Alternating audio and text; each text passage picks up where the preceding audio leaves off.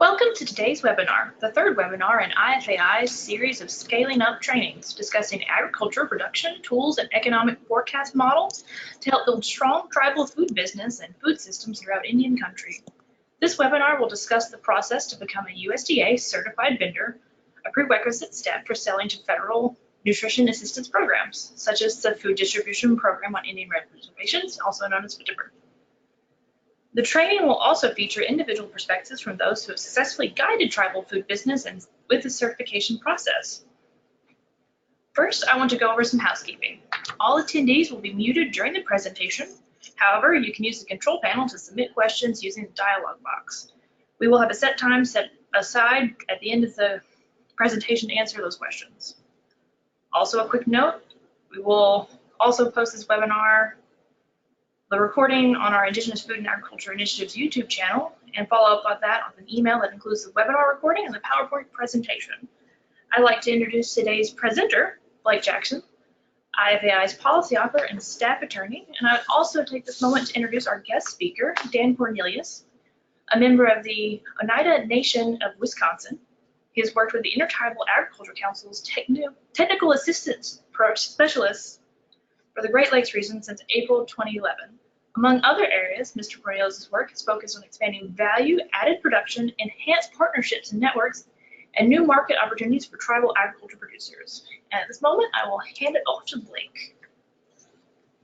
Well, good afternoon or good morning, everyone, depending on where you're at. We thank you for joining us today. As Nikki said, we're going to get into this discussion and we're going to detail kind of the process on how to go through the certification process to sell into federal commodity programs. Now, we're very familiar with the FDPIR program in Indian country, also known as the commodities program, but also featured in this are several other programs that can be sold into the child nutrition program, the school lunch program, the emergency food assistance program, the commodity supplemental food program, all within the same agency of USDA. So I do want to provide that context before going in. And with that, I will get started here. Today's agenda, we're going to cover a little bit. I'm going to talk very briefly about some of our work at IFAI, just to kind of give some context if you're joining us for the first time or want to hear some updates on what we've been doing.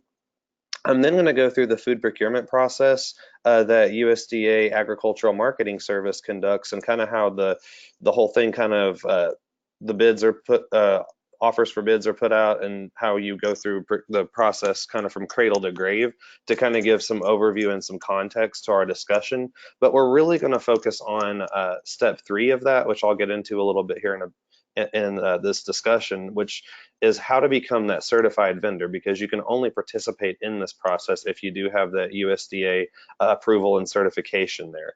And then after we've kind of gone through this process and discussed the mechanics thereof, Dan's going to be joining us because he's participated in this process and guided tribes through the food certification process, and kind of get him to give that on the ground perspectives and some things that he learned through the process, and be able to provide more context for our discussion.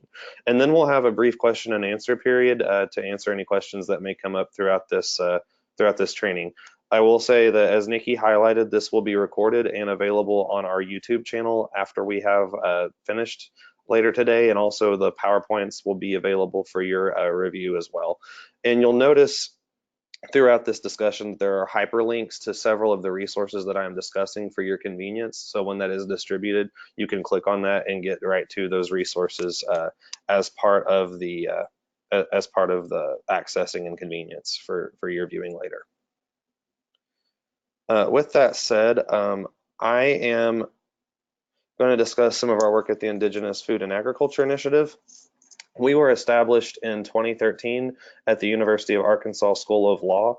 Our co-founders were then the Dean of the College of Law, who is Stacy Leeds, a very prominent Indian law attorney and a citizen of the Cherokee Nation, and Janie Sims Hipp, who is the former Director of the Office of Tribal Relations under Secretary Vilsack at USDA, and is also a professor and a graduate of the Agricultural and Food Law LLM program here. We were founded in 2013 within the law school at the time that Stacy was dean, but now we have moved on into the Office of Economic Development because dean leads then became vice chancellor leads. And so now we are at a higher level at the university outside of the law school, kind of fitting within kind of a more of an entrepreneurial setting, which really hits home with our work that we do in terms of providing economic development and legal analysis tools for tribes and trying to further enhancing the wellness and health in tribal communities and advancing those tribal food systems through these economic development tools that we offer. Some of our work that we kind of get into is conducting complex strategic planning and technical assistance with tribal governments and tribal leaders and tribal producers. We have some new academic and professional education programs in food and agriculture. We have strong partnerships with other tribal organizations, such as the Intertribal Agriculture Council, which Dan is a part of as a technical assistant specialist. And we also have initiatives to increase student enrollment in land-grant universities and food and agriculture related disciplines through some of our work, such as the Youth Summit that's coming up here in a couple months. With that, kind of to summarize where we stand in relation to Indian country and agriculture, we are kind of at the cross section where the constructs of federal Indian law and tribal sovereignty meet the complex body of food and agricultural law. We kind of are in that space because a lot of our personnel have backgrounds both in federal Indian law and from the food and agriculture side. So where those two areas meet, we are kind of the conduit and kind of are able to interface those technical specialties that might need further discussion from producers on both sides of the aisle. And we do that through the resources that we've had, but also through our diverse staff and their backgrounds, ranging from policy analysis to legal analysis, all the way down to food safety assistance and business and economic development. And we do that through our capacity and the knowledge we have in these areas, but also leveraging other relationships and networks we have. The example here being working with IAC on this webinar is a perfect example of that. We do this through training and educational expertise, such as outreach as part of the Scaling Up webinar series. And we do these capabilities, taking advantage of the technology and the platform we occupy within the land-grant university to offer these unique tools. So very, very exciting stuff that we're working on, and it's a very great place to be in terms of occupying this space. So now that we've kind of highlighted some of our work, I'm going to dive into the meat of this discussion. And we're here today to discuss the food procurement process for USDA and also how to become a vendor and sell into that process. But just to kind of give an overview, there are two principal agencies that you work with in terms of doing this. The Food and Nutrition Service, which administers the nutrition programs that we're familiar with, that would include SNAP, the Supplemental Nutrition Assistance Program, formerly known as food stamps, in addition to all the commodity nutrition programs that I discussed earlier, with FDPIR being one of those. So the administration of those programs on the nutrition side is done at USDA Food and Nutrition Service. But that's setting those nutritional standards and making sure that the appropriate outreach and education has been conducted. But in terms of procuring that food, that is done through a different agency that is also housed within USDA, known as the Agricultural Marketing Service. And they are the ones that are responsible for making sure that vendors go through a certification process and that they put out the request for bids and solicitations for those who want to sell into these programs to provide the food that ends up going to that endpoint consumer who is participating in this program. It kind of goes from fork to plate. It's kind of that different approach. And as this diagram kind of illustrates, the USDA purchases more than 2 billion pounds of food with nearly $2 billion each year from American farmers. And it provides support for domestic agriculture and that the foods are 100% locally grown and of the highest nutrition and safety standards. The foods include fruits, vegetables, dairy products, whole grains, lean meats, poultry, and fish. And it works to ensure that these foods meet the USDA dietary guidelines for Americans. And as we see kind of on the far right side here, that it goes into those endpoint nutrition programs that we've discussed, in particular with Indian tribal organizations and child nutrition programs with respect to this discussion. And it's worth noting that the figure was approximate, that the diagram details that USDA has put out there, but in fiscal year 2018, there was approximately $2.17 billion of food purchased by USDA AMS for these programs. The nutrition programs that SNAP, I will say, is a different set because that provides the consumer with nutrition assistance money to go to the grocery store and buy their own. But what we're talking about here is the nutrition distribution programs, the one that actually give the food directly to that consumer, whether it be an individual school for school lunch programs, or a family that might be producing or be participating in the FDPIR program. So the food purchasing figure that you see here for that 2.17 billion is for those distribution programs. That doesn't include SNAP. And also that's equivalent to 2.37 billion pounds of goods. So as we can kind of see here, as food costs kind of go up and the participation in this program increases, we go over that $2 billion estimate, and that to meet the demand of today's marketplace, because Feeding America is what USDA is about, and making sure that these resources are handled in a way that promotes the aims and missions of these programs, and we do that and see that reflected here by these growing figures. So kind of getting into the food procurement space, it's kind of important to know what AMS purchases exactly. They have to be 100% domestically produced and processed commodity food items. So there's no component of this that comes from an overseas market. It has to be all produced here at home. And there are over 200 products produced to meet the USDA specifications and requirements. But with respect to these programs, when you're looking at the overview of what USDA purchases for these food distribution and food nutrition programs, it's mostly canned, frozen, dried, bottled fruits and vegetables, and then canned, frozen, and cooked pork, beef, chicken, turkey, fish, and eggs, and other meat products that might be dealing with some of the traditional foods such as bison. So that's kind of what we're talking about when we detail these nutrition programs. It's mostly processed. There is a pilot program for dealing with unprocessed fruits and vegetables, but that's just kind of a small piece of the pie compared to the rest of this market. So that's more information of that is on USDA AMS website, but we're not going to get into that because that's not mostly what we deal with in Indian country. It's mostly these items. And if you're looking to talk about fruits and vegetables and the FDPIR program specifically, that's the certification through that is another process with DoD Fresh. There might be a webinar discussing that process at a later date. So just kind of putting some disclaimers there to kind of guide the discussion of where we're going here. The food that USDA purchases for these programs, though, is purchased by the truckload, which is approximately equivalent to 40,000 pounds, depending upon the commodities and the packaging that it has to be in. But it's worth noting here that a vendor decides how much they can provide and where they can deliver to meet the solicitation, and they can decide to only bid on those parts of the solicitation. So you might see 80,000 pounds requested, for example. That doesn't mean that you have to provide the whole 80,000 pounds. You could decide to bid on only what part of that you can provide, but just know that the purchases are typically done by the truckload. And this, we talk about the theme of these webinars being scaling up and making sure that those business opportunities are provided for those who want to get in to grow their businesses, to scale up in this regard.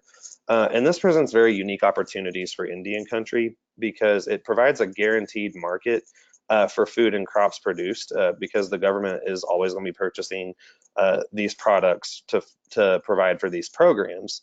But another issue is that we're getting more traditional foods into this program. So it provides making sure there's a steady capacity for those traditional foods to be produced, and that they are native produced traditional foods, to kind of keep that aspect of cultural integrity there with making these foods traditional. Excuse me. But it also gets into, if there's ever a native set aside down the road for purchasing from native producers, it makes sure that we kind of have the capacity for that if the USDA ever were to go in that direction. So it's important to know that this is an important entryway for native producers to provide those native produced foods and traditional foods for this market as we see more of those enter the eligible foods list. And also, entering this program might, give you that guaranteed market, but it also can give you that guaranteed revenue stream. So if you're looking to scale up your business, this might be one way to do it, is to enter that next step of the market by selling to USDA to reach that next pinnacle of what you're trying to do and grow your business. So to start the discussion, I'm going to kind of give an overview of the bidding process here that details 4 steps. The USDA will announce what kind of foods that it's going to be purchasing for these programs. The solicitation will shortly follow that, and then vendors will respond to those solicitations, and then the bids will be awarded. And once those orders are fulfilled, then the invoice is given to USDA, who pays the vendor for those products. So kind of giving a very brief overview of that process. And we're going to talk about each more of these steps a little bit more in brief as we go. So with the first step being the announcement. So this is the USDA coming forth, the Agricultural Marketing Service, saying, these are the foods that we intend to buy. And we see these announcements in 3 different places. You see it on purchase announcements on the AMS website. It's detailed on the Federal Business Opportunities website, but probably the most convenient way to get these kind of like an alert is to subscribe to the AMS Commodity Procurement News email distribution list, because it'll send you kind of a live update as to when these things come out, so you can see whether or not it's something you want to place a bid on at that time. The next step that we get into is we talk about the solicitations shortly follow that. And when we talk about the solicitations going out, it's done through this web channel that's known as the web-based supply chain management portal. This is where you will see the solicitations go out, and this is where you also, it's the platform that you use to put forth your bids to fulfill those solicitations. Those solicitations will often come in 2 different forms: requests for proposals and invitations for bid. The IFB is the most common form, and it presents approved vendors with the quantity, locations, and delivery dates for the food commodities needed. And then the vendor will bid on the amounts they can supply, and the USDA will award the bids that are the most advantageous. And the thing that's interesting here is that there is no negotiation. It's just a flat solicitation. And it's purely a bidding system, and it's not very flexible, but it is a very straightforward and dependable process. And it's more for the short-term simple contracts. But the other thing that you see, which is a little bit less common, is the request for proposals. It allows for more flexibility in terms of negotiation, but it takes more time and is less predictable in terms of what you get on that end. It will not supply much information in the RFP other than the commodity needed. Vendors then make proposals on what they can deliver, where they can deliver, and when they can deliver. So you're not seeing all those logistical details in an RFP. And then the USDA will negotiate with vendors on the best agreement before finally awarding a contract. And these are often longer term than the IFB, where the government will have a minimum amount it has to pay out and a maximum amount that it can pay out over the duration of the contract. And it will then place orders against the contract until the date of termination. So those are kind of the 2 different flavors that you see with respect to that. And then you see once those RFPs and those IFBs go out, you see solicitation responses, which, if you're an approved vendor, you'll get into this WBSCM system, this web-based supply chain management system, and submit your responses to those solicitations. But it's important to note here that you can only do this if you're a USDA approved vendor, and you have that price and maximum volume limit and constraint when the response. And at the end, we see contracts being awarded. The contracts are awarded based on the best value to the government, as this is a competitive bidding process. And then after the contract, the order is fulfilled, you see that your invoice is sent to the vendor for AMS approval and then payment through this same web-based system. So that's kind of the overview of those 4 processes. But I do want to focus here, because the meat of our discussion today is around step 3. because step 3 is the only, you can get on there and you could see these purchase announcement and the solicitations, but you cannot participate in this process or participate in any negotiations with the USDA unless you're that USDA AMS certified vendor. So that's a very important takeaway, and that's where we're going to be basing our discussion. But I just wanted everyone to have kind of an overview as to how this process plays out in the procurement stages, so you know why it's necessary to have that certification. So with that, we'll get into this. This process, not so much of a process, but this field, you kind of have to have 3 bases covered.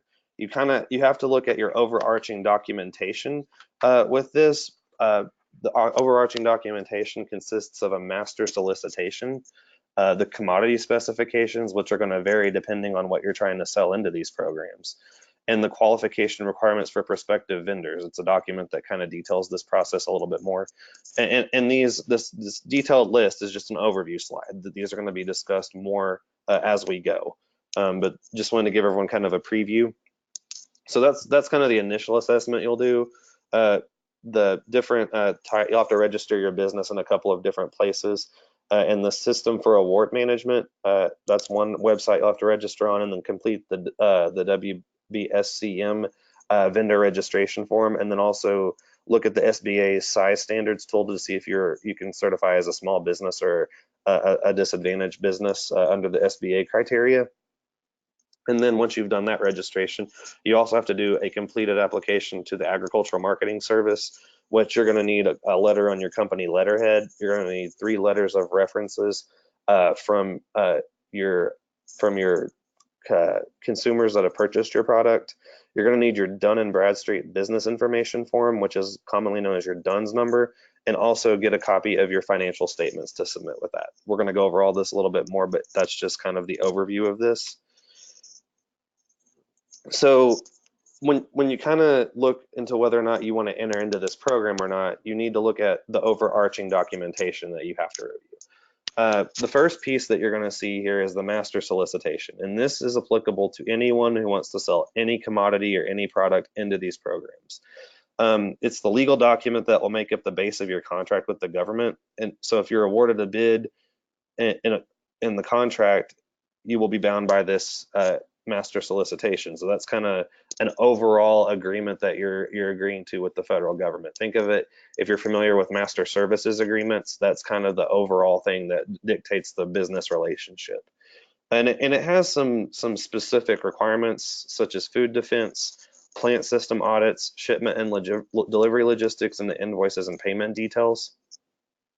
The next step you'll want to look at are commodity specifications, and they're very specific product documents outlining requirements for individual foods, such as the grades and CIS labels, the way these things have to be packaged and labeled, shipping and inspection requirements. An example that I'll pull up here in a second is the wild rice. So that's those are the kind of the commodity specs that you'll see.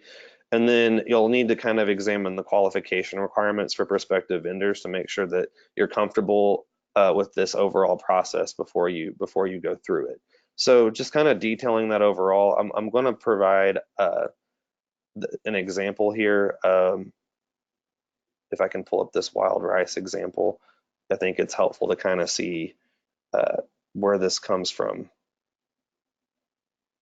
So if you notice the wild rice piece here, if it'll pull up, that's not going to pull up for me. Well, just know that that's an example of a way that of a specific product that you can detail, and it'll be hyperlinked in the handouts here. I'm not going to go through the technical piece of that too much if we're going to get into these other items.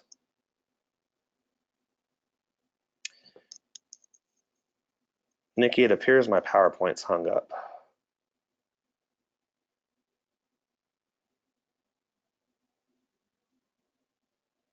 Did that fix it? No, I'm still stuck on the.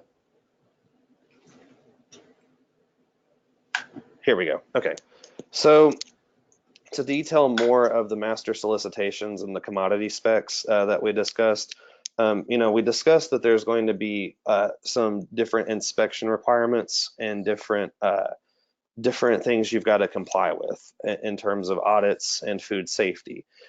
So this slide, it details more of those.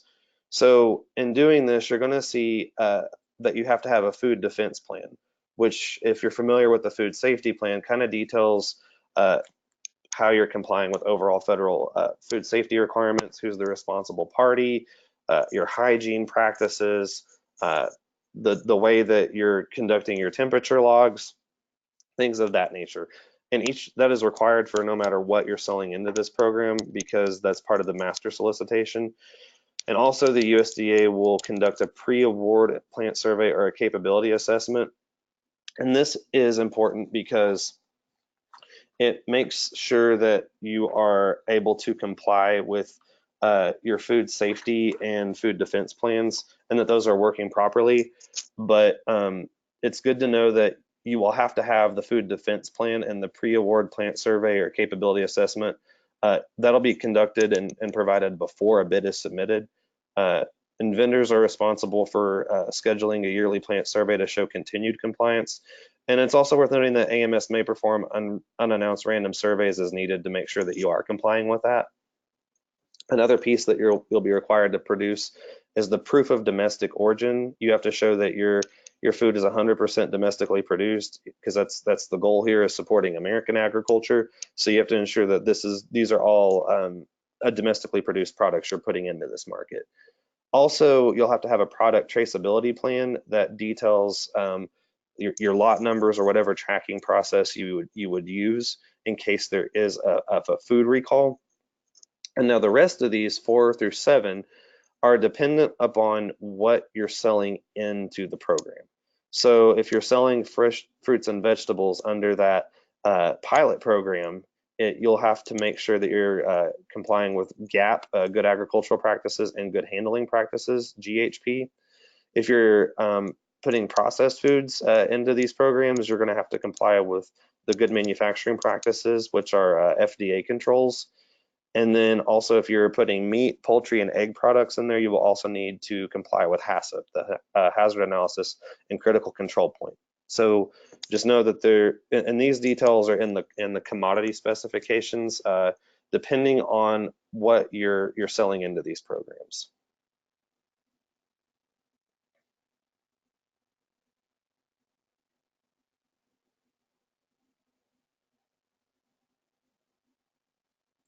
I'm still hung up here.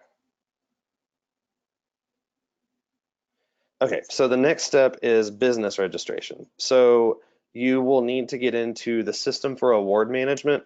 So think about this when you have to register your business with, your tribal government or your Secretary of State, depending on how you're incorporated or how you're registered with your business.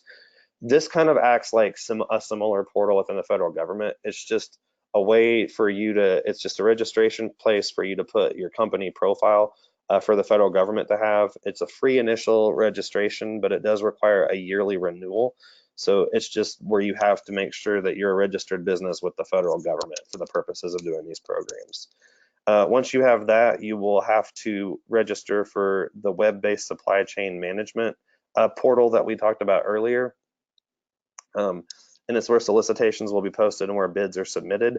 And you will need to fill out the registration form, which is going to be linked in the PowerPoints that will be distributed after this webinar. Another thing you'll need to go through and go through the Small Business Administration's size standards tool, which can determine if you're a small business. And here you find the North American Industry Classification System code that best fits your company, and it will tell you if your business would be considered small. And the requirements differ depending on the industry. And so when you go to this, you'll kind of be able to walk through this process more on the SBA site. But I will say that there are small business set-asides within the USDA AMS programs, and more information is provided. So if you are classified as a small business, that is a self-certification, and so is a service-disabled veteran-owned small business. Those are both self-certification. But and also you might be familiar with the women-owned small business. Those are also self-certified, but there are no set-asides in this program. There are also 2 other set-asides with historically underutilized business zones. If you're familiar with hub zones, is what those are, and the small disadvantaged business development program, the 8A company certification. But those 2, the hub zone and the 8A, are both SBA certifications, so you can't self-certify on those. You have to go through the SBA for that. The next piece that you'll see is that you'll have to complete an AMS application for going through this. And in doing that, you'll need to provide a company letter, which basically is a statement about your company that has to be on your company's letterhead, be signed by a person capable of making legally binding decisions for your company, and have the exact legal name of your company.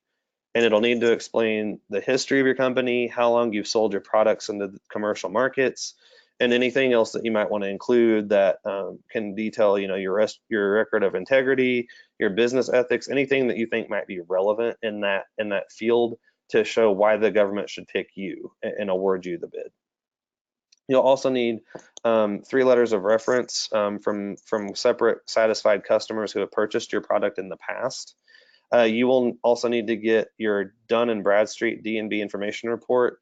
It will get you, part of this is you'll need to get a DUNS number, which, when you pay your taxes, you have to put in your social security number. So think of this as basically a social security number for your business. And it is recommended that you get a business information report and bring in your company financial statements, which we'll outline below. And it's different. You need to get those to D&B because it can affect your credit score. I will also note that this part, the D&B information report does cost, and more information about that is available on the website, it's not hyperlinked here, but that will be hyperlinked in the PowerPoints that you guys get after this webinar. You will also need to give a copy of your financial statements. It must be completed in accordance with generally accepted accounting principles, which is an industry standard, and reviewed by an independent certified public accountant. And these should include, as a minimum, a balance sheet, a profit and loss statement, a statement of cash flows, a statement of retained earnings, or any additional information or notes necessary to a financial statement. And then when you're done with that, you have to submit this information to newvendor@ams.usda.gov, and that's what comprises that completed application. So now that we've kind of gone through this process, I'm going to turn it over to Dan and let him talk about his experience with going through this and offer any other information that he might find relevant in this program.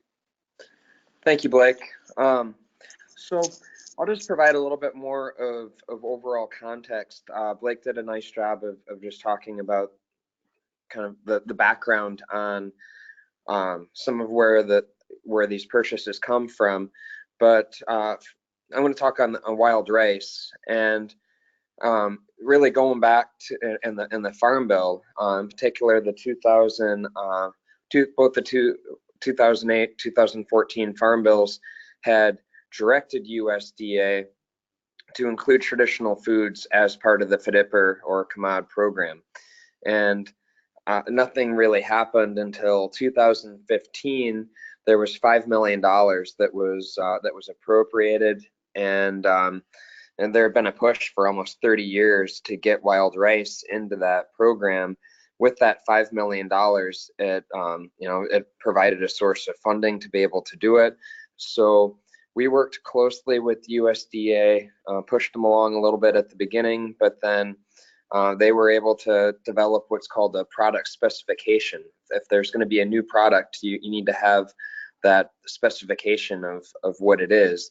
So we worked with them on developing it, and then one of the other parts of the bureaucracy with the CMOD program is that there's a food package review group. They had indicated that they wanted to have it, and were able to to get that pushed through.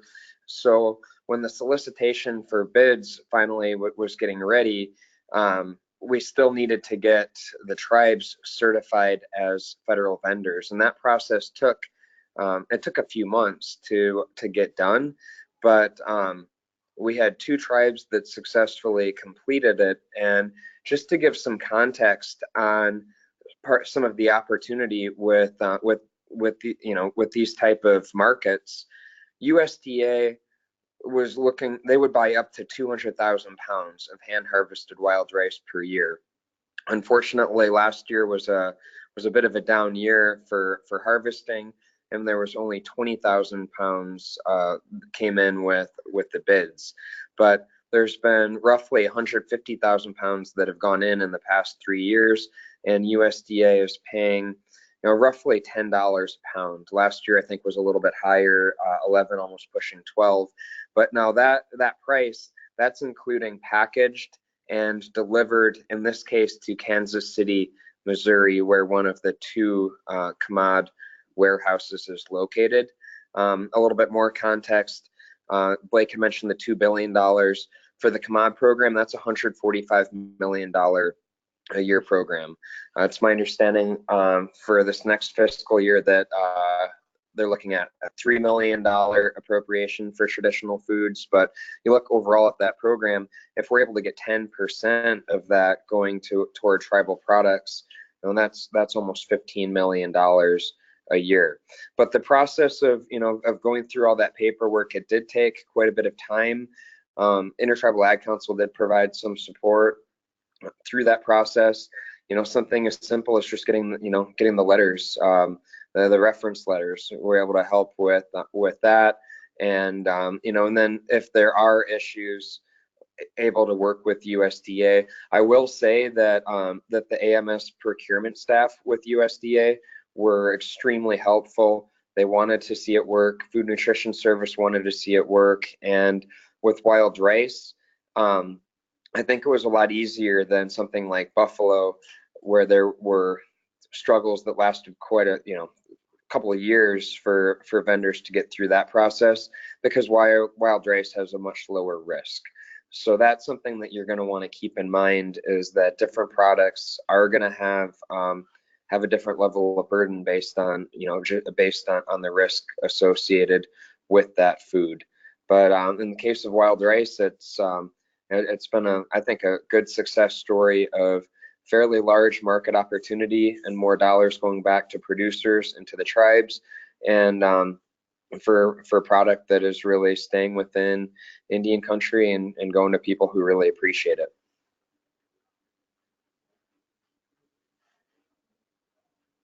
Oh, great. Thank you, Dan. That was really helpful and kind of able to provide some more context and some, new figures that are out there in terms of the possible 638 for food procurement. I had seen that we got that 3 million appropriation, but it's going to be good if we can see that in Indian country, especially as we see more traditional foods entering the program. So again, appreciate that and all the context you can offer and your experiences. At this time, I'm going to move forward and see if we have any questions and do a brief Q&A period, if you are able to stick around with us.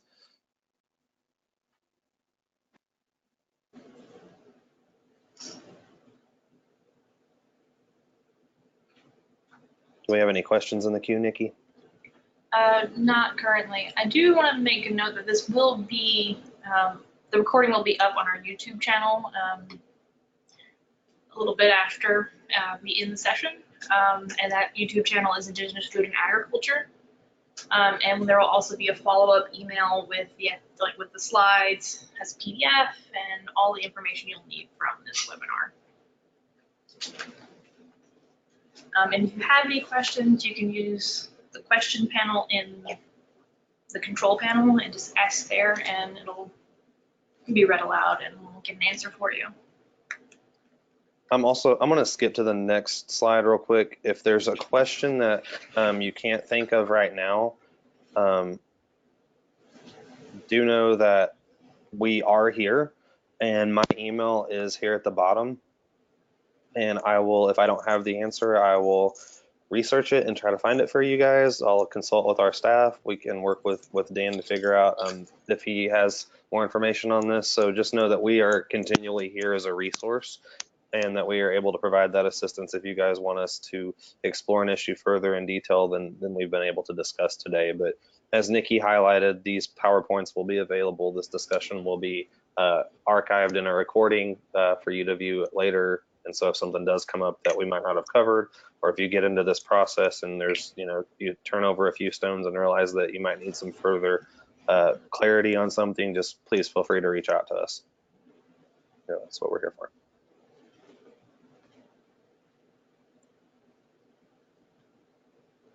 Anything in the queue, Nikki? Nope. Okay. So, Yeah, well, thank you guys for joining us. Big thank you to Dan for being able to step away from his day and join us and provide that very valuable perspective from someone who's really been through this process and been on the ground assisting. And again, just thank everybody for joining us and taking time out of their day. And please reach out with questions if you have them after we're done. Thanks. all right, have a good day, everybody.